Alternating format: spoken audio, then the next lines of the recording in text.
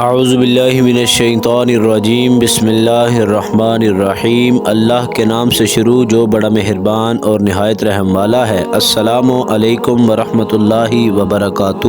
پیارے دوستو، کہ آپ لوگ جانتے ہیں کہ وہ کون سے تین لوگ ہیں جن کے بارے میں آقا علیہ الصلاۃ والسلام نے ارشاد فرمایا ہے کہ یہ تین لوگ کبھی بھی جنت میں داخل نہیں ہوں گے؟ تو چلیے بتاتے ہیں۔ پیارے دوستو، جنت ایسی جگہ ہے جس میں جانے کی تڑپ ہر مسلمان کے دل میں موجود ہوتی ہے، اور ہر ایمان والے کی یہی خواہش ہے کہ اللہ تبارک و تعالی مرنے کے بعد میرے گناہوں کو معاف فرما دے اور اللہ تبارک و تعالی مجھے جنت میں جگہ دے دے اور دوزخ سے پناہ دے دے۔ پیارے دوستو، آقا علیہ الصلاۃ والسلام نے تین انسان ایسے بتائے ہیں جو کبھی بھی جنت میں داخل نہیں ہوں گے۔ پیارے دوستو، نمبر 1 پر آقا علیہ الصلاۃ والسلام نے ارشاد فرمایا کہ دیوس آدمی کبھی بھی جنت میں داخل نہیں ہوگا۔ تو اس پر صحابہ کرام علیہم رضوان اللہ تعالی علیہ مجمعین نے آقا علیہ الصلاۃ والسلام کی بارگاہ اقدس میں عرض کیا، یا رسول اللہ صلی اللہ علیہ وسلم، دیوس سے کیا مراد ہے اور دیوس آدمی کون ہوتا ہے؟ تو آقا علیہ الصلاۃ والسلام نے ارشاد فرمایا کہ دیوس وہ انسان ہے جس کی بیوی کسی غیر محرم سے ملتی ہو اور اس کو کوئی فرق نہ پڑتا ہو۔ پیارے دوستو،